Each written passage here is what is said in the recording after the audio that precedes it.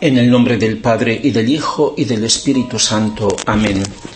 Mis queridos hermanos, hemos llegado al 15º domingo del tiempo ordinario, 12 de julio del 2020. Del texto del Evangelio de este domingo me detengo en estas palabras del Señor.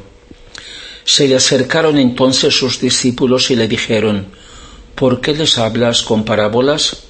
Jesús respondió: porque a vosotros se os concede conocer los misterios del reino de los cielos, pero a ellos no se les concede.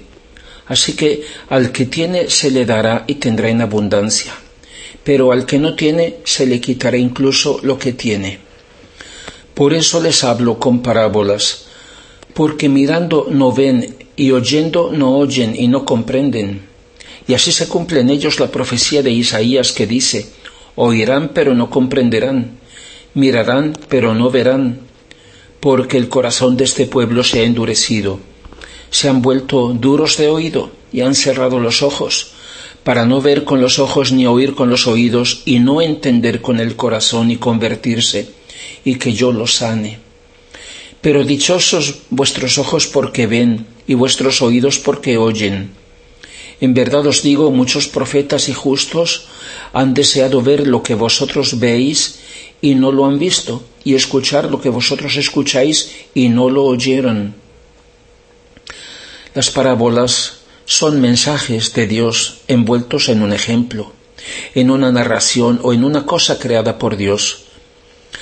No solo están en el Evangelio dichas por Jesús, sino que toda la creación está llena de bellísimas parábolas para quien quiera entenderlas. ¿Cuántas parábolas ha dicho el Señor? En el Evangelio leemos que Jesús ha hablado del reino de Dios o reino de los cielos, que se identifica con su reino. Pero parece extraño que no lo mencione como reino de la divina voluntad a primera vista. Las parábolas de Jesús en el Evangelio son como un marco respecto al cuadro. No ha hablado directamente del reino, sino de cosas que a él se refieren. Así, en la parábola del sembrador, la que hoy nos presenta el Evangelio de la Misa, habla de las disposiciones y de las diferentes acogidas, de cómo se ha de acoger el reino. En otras nos dice que está escondido, pero que ha de ser hallado, y el que de verdad lo encuentra lleno de alegría, corre a vender todo para poderlo adquirir. La parábola de la perla, del tesoro escondido. Otras nos dicen que mientras crece en espera del tiempo de los frutos, junto con el trigo aparece la cizaña. O bien, mientras que crece, el reino es como una red en la que entran peces buenos y peces que hay que tirar. El reino, una vez sembrado, tiene una vitalidad que lo hace crecer misteriosamente de por sí. Es como una jornada de trabajo en una viña, durante la cual en diferentes horas el dueño de la viña llama a trabajar en distinta medida a unos y otros. Nos dice que el reino de Dios ha sido encargado como una viña a un pueblo para que lo cultive y lo haga fructificar, pero si los campesinos quieren adueñarse de él para convertirlo en un reino humano suyo, llegando incluso a matar al heredero, a Jesús, entonces se les quita y se entrega a otros que lo cultiven y le hagan producir fruto. Nos dice que el reino de Dios es objeto de violencia y que a él se opone el reino del pecado y que se manifestará en un futuro como las bodas del Hijo del Rey. Por tanto, las parábolas muestran las diferentes respuestas que los hombres dan a la invitación. Primero, los invitados oficiales que no se interesan y lo desprecian, y después la nueva evangelización, la última llamada a todos, a los más pobres, a los últimos.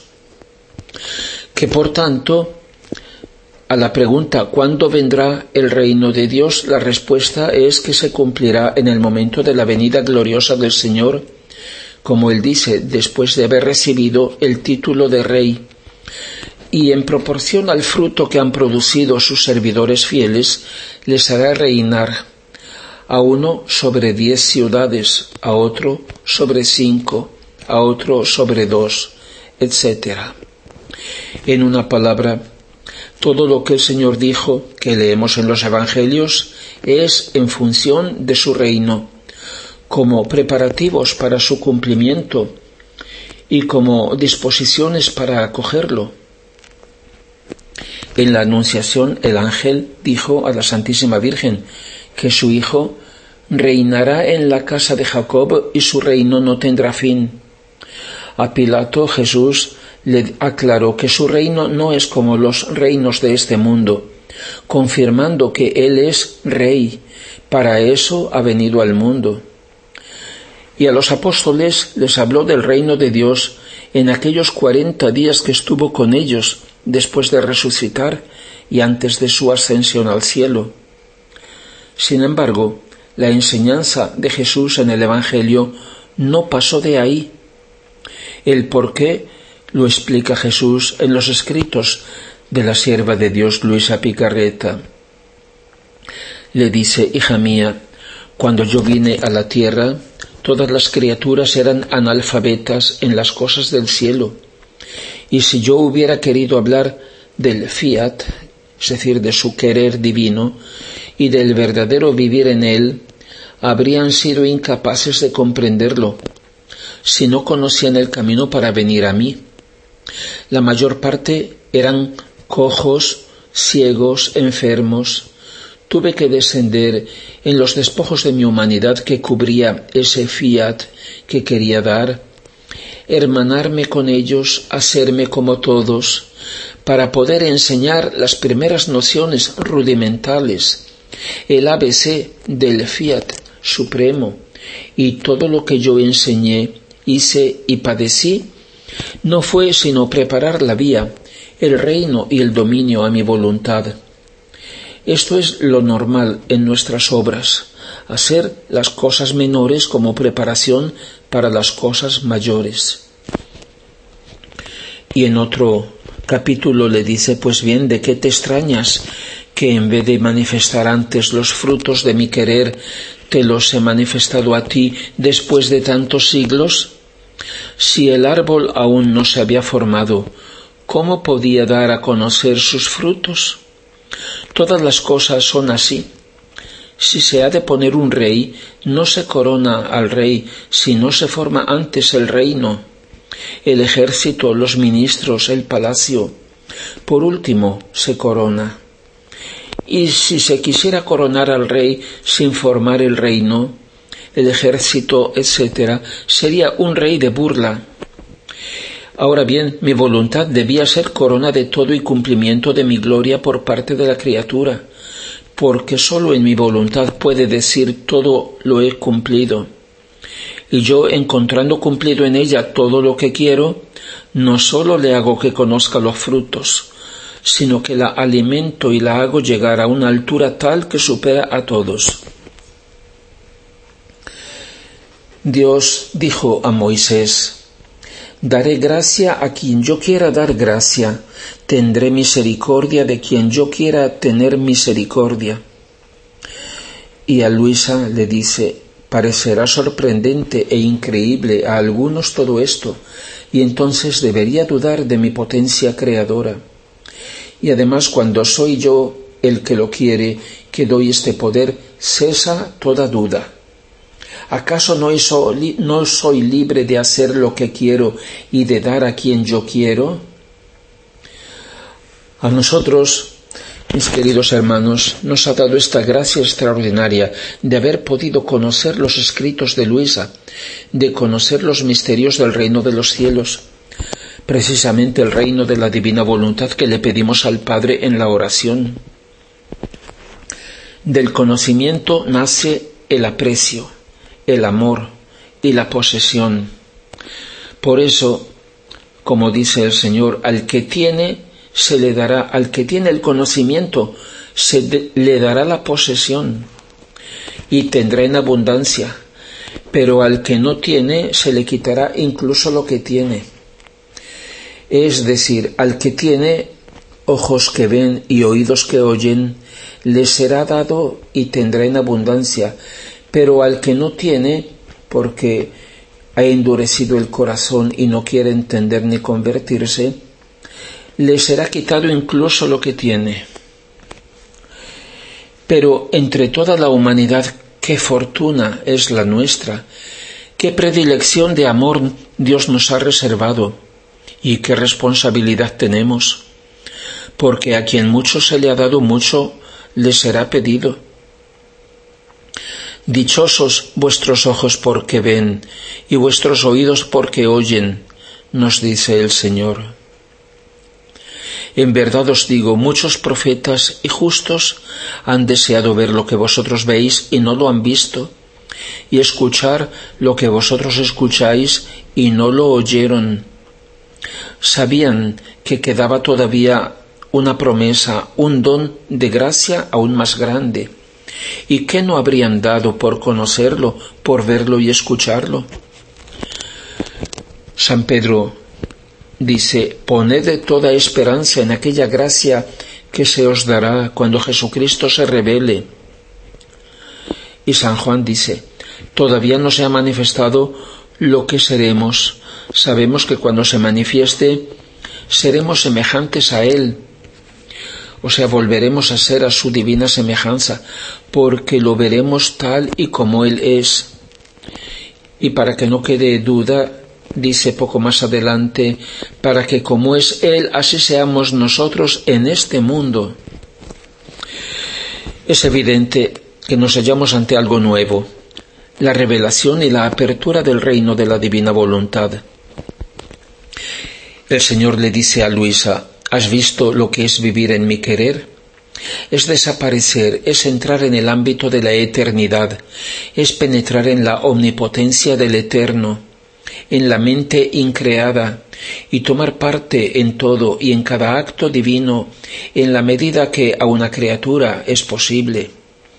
Es gozar, aun estando en la tierra, de todas las cualidades divinas. Es odiar el mal de un modo divino. Es extenderse a todos sin fin, porque la voluntad que anima a esta criatura es divina. Es la santidad todavía no conocida y que haré conocer. Y le dice: por eso te hablo a menudo del vivir en mi querer, que hasta ahora no he manifestado a nadie. Todo lo más han conocido la sombra de mi voluntad, la gracia y la dulzura que contiene el hacerla. Pero penetrar en ella, abrazar su inmensidad, multiplicarse conmigo y penetrar en todo, aun estando en la tierra, en el cielo y en los corazones, eso no se conoce todavía. Tanto que a no pocos les parecerá extraño, y quien no tenga abierta la mente a la luz de la verdad, no comprenderá nada. Le dice: los mismos santos se unen conmigo y hacen fiesta, esperando con ardor que una hermana suya sustituya sus mismos actos, que son santos a nivel humano, aunque no a nivel divino. Me ruegan que cuanto antes haga entrar a la criatura en este ambiente divino. En otro capítulo, Luisa dice: ¿será posible que Jesús haya dejado pasar tantos siglos sin dar a conocer estos prodigios del divino querer y que no haya elegido entre otros santos a uno que diera comienzo a esta santidad totalmente divina? Y eso que estuvieron los apóstoles y tantos otros grandes santos que han asombrado a todo el mundo. Amor mío y vida mía, yo aún no logro convencerme. ¿Cómo es posible que ningún santo haya hecho siempre tu santísima voluntad y haya vivido de la forma como ahora dices en tu querer? Y el Señor le contesta: desde luego que han habido santos que han hecho siempre mi querer, pero han tomado de mi voluntad en la medida que la conocían. Ellos conocían que hacer mi voluntad era el acto más grande, lo que más honor me daba y lo que conducía a la santificación. Y con esa intención la hacían, y eso tomaban, porque no hay santidad sin mi voluntad, y no puede resultar ningún bien, santidad grande o pequeña, sin ella. Y este otro capítulo: hija mía, en mi voluntad encontrarás todos mis actos, como también los de mi madre, que envolvían todos los actos de las criaturas, desde el primero hasta el último, que tendrá que existir como dentro de un manto, del cual, teniendo como dos partes, una de ellas se elevaba hasta el cielo, para devolver a mi Padre con una voluntad divina todo lo que las criaturas le debían: amor, gloria, reparación y satisfacción. La otra permanecía como defensa y ayuda para las criaturas. Nadie más ha entrado en mi voluntad divina para hacer todo lo que hizo mi humanidad. Mis santos han hecho mi voluntad, pero no han entrado en ella para hacer todo lo que hace mi voluntad y recoger como en una sola ojeada todos los actos, desde el primer hombre hasta el último, y hacerse sus actores, espectadores y divinizadores.